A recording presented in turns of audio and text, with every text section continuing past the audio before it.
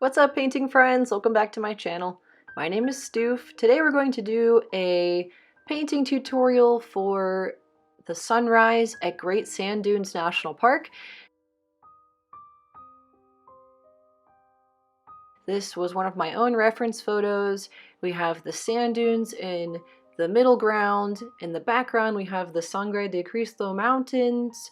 And then in the foreground we have this nice plains area that's all in shadow. And we have the sunlight just hitting the dunes and the very little bits of the top of the mountain range behind it. So the focus is drawn right to where the sunlight is warming up those sand dunes. I created this painting using my Liquitex soft-bodied acrylic paints on a 12-inch by 16-inch canvas panel. The paint colors I used will be in the description below this video if you need to check that out as well. I just used palette paper as my palette. For my brushes, I used a variety of filbert brushes and flat tip brushes and a little bit of a liner brush, but mostly the flat tip brushes for this one. This tutorial is not going to be in real time because I got very caught up with the details of this piece and I spent over 4 hours working on this. I did not expect to do that, but I did. So we're just gonna speed up some sections of this tutorial and go over the main aspects of recreating this painting. If you do recreate this painting, you can post it on your Instagram or Facebook and tag me, Steph Moraca Fine Art, so I can see it. I love seeing your recreations of my work. Just remember, if you do recreate this painting, you're just doing it for fun or for educational purposes, not for reselling. Okay, so I started this painting by using the grid method. I put a grid on my photo for 12 by 16 inch crop dimensions and then put that same grid on my painting canvas. 4 inches apart. I put a little tick mark just to make the little grid with those tick marks. And then I started to sketch out the concept for the painting, just thinning down some blue or black paint there. Using the grid method is really helpful for painting mountains because then you're not making any of your peaks too tall or too wide or too narrow. Everything just kind of matches up exactly how you were seeing it in your photograph. So I used the grid method to get started on the right track. After everything is sketched out, I started working on the background sky. For the sky color, I used more phthalo green with white at the base of the sky and included more phthalo blue and some ultramarine blue at the top of the sky, and used a flat tip or a filbert brush that was larger with back and forth brush strokes to get a nice smooth transition of color so it wasn't too streaky. I continued working my way down, moving closer to the viewer and closer to the foreground with the painting, and started blocking in some shadow colors for the mountains. I made my first layer of the shadow color a little too dark, so I do come back later and I brighten this up a bit, but you want to use a blend of phthalo blue, white, maybe a hint of ultramarine blue, a hint of alizarin crimson, maybe a hint of flesh tint, and like a hint of some magenta or brown in there as well. But you want blue to be the main color for the shadowy part of the mountain.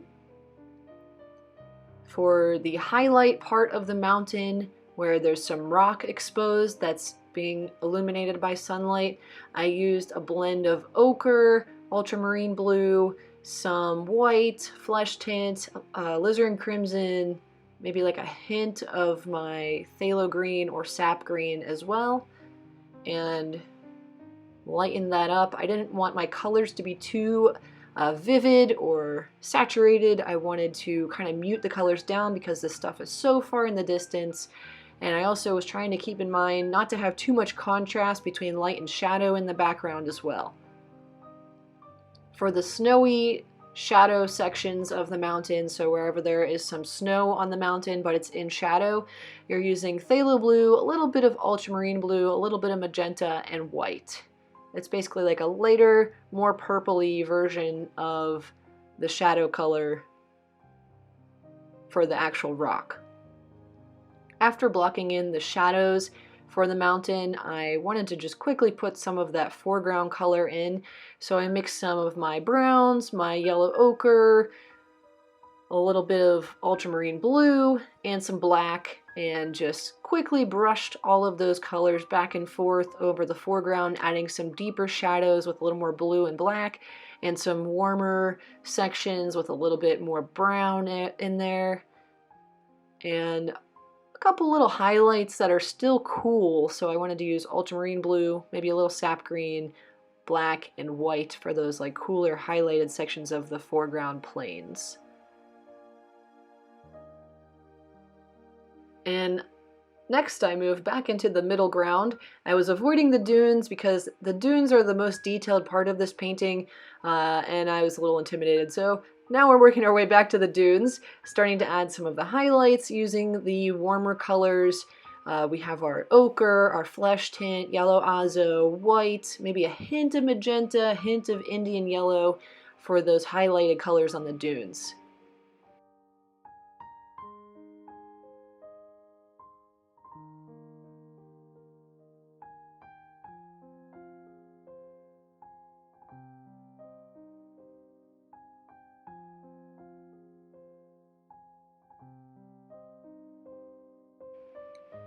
Started bouncing around, adding a little bit more detail here and there, and then working on a base color for the shadowy section of the dunes.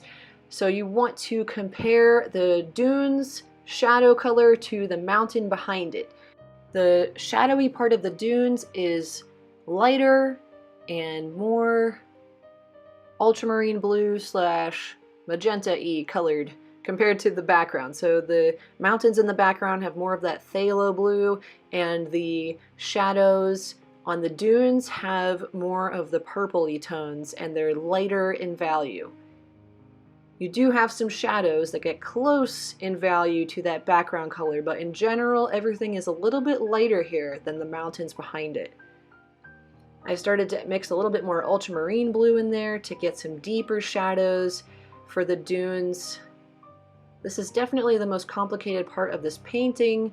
Some of these shadows kind of fade into a deeper shadow, fade into a lighter shadow. So you just pay attention to your value. That's probably the most important thing with this painting. If you make one shadow too dark or too saturated, it's going to throw everything off. Like right now you can see on the left side of the painting, I have a deep shadow and a bright highlight there, and that's where my eye is constantly drawn to. So once I touch that up, it gives the painting a much more realistic feel. We also have a couple little transition colors where some of the dunes are just starting to warm up by the sun, just the very tippy top of a couple of the dunes, and it fades right down into the shadow color. For that section where there's a transition between the highlight and the shadow, we use a little bit of magenta, ultramarine blue, ochre, and flesh tint. So we kind of combine the highlight and shadow colors to make that transition between the two.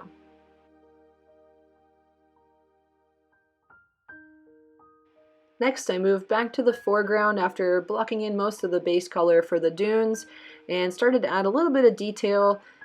This photo that I took is already zooming in a lot from where I was standing, so you can't really physically see any bristles on the little shrubs in the ground. You can see just a teeny bit of the bristles in the foreground right at the base of the painting, but nothing too crazy, and I like it that way because if we make the foreground have more detail and more stuff going on, it kind of takes away from the sand dunes, which I want to be the focus. So I just did a couple little scribbly brush work for the brush plants in the foreground. And then I started working back on the highlight section of my dunes, brightening up those highlights with just some ochre, flesh tint, and white, maybe a tiny dab of azo in there too. These dunes, when you go up to them and you see them in person on a cloudy day, the color of the dunes is more of like a warm, ochre, brown-ish color. So when they're illuminated with sunlight, they aren't really yellow. They're not like a bright yellow. They're more of a bright ochre with a little bit of pink in there. When you're painting these dunes, if you want to keep them realistic, don't add too much yellow or they are going to look like dunes from a different place.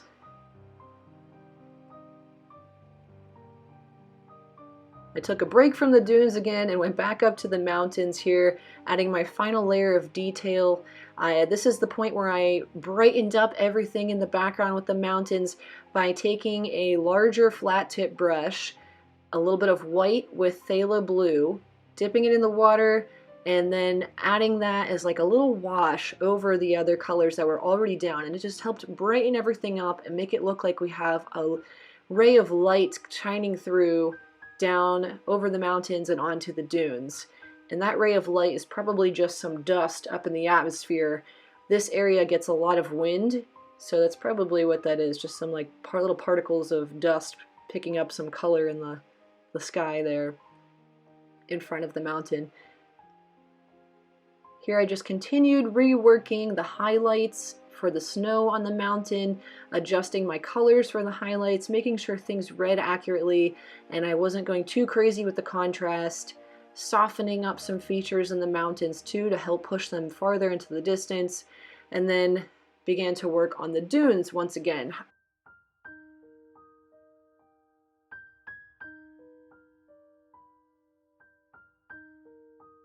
Here I realized I needed to lighten up my shadows even more with the dunes. Now that I lightened up that background, the dunes had to come up a little bit lighter in value as well. So I'm taking my smaller flat tip brush here and adjusting some of the highlights.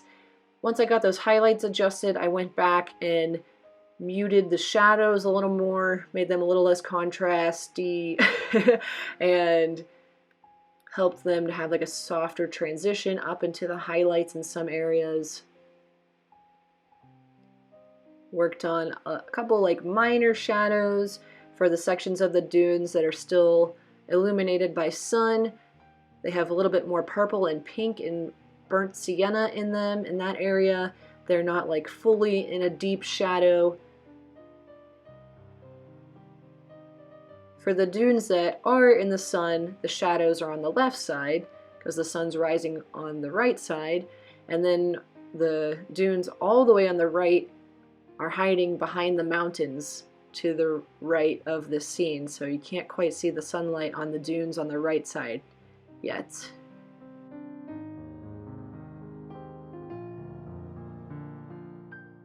The dunes are a little tricky. The value can be tricky, but also the brushwork is really important for these dunes. There are some really sharp edges on the dunes where light meets dark, and then there are some really soft transitions between light and dark as well. So having an eye for that will help you out a lot with this painting. At this point, I'm calling it a finished painting for this tutorial. When I look at the painting up close and in person, I notice a couple more little things I want to make adjustments to, so I will do that on my own before listing this piece as available to purchase. But for tutorial purposes, here's the completed painting. I hope you guys enjoyed this quick painting tutorial.